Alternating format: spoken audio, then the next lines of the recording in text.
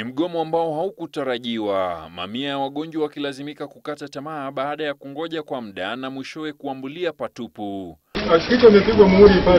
Waliokuwa wamelazwa wakilazimika kuhamishwa hadi hospitali za kibinafsi mjini Nakuru.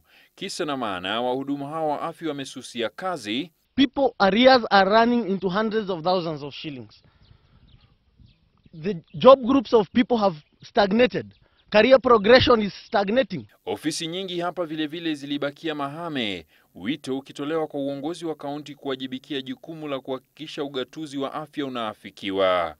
Since devolution, for healthcare workers to receive their monthly salary is like a ceremony.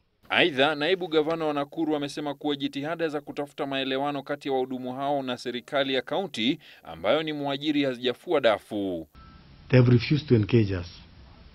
As I talk now, we don't know where they are. We have tried to get them over the phone, but their phones are switched off.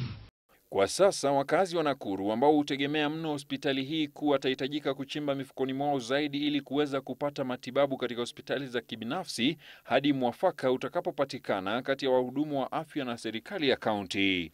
Alex Kubasu, Citizen Nipashe.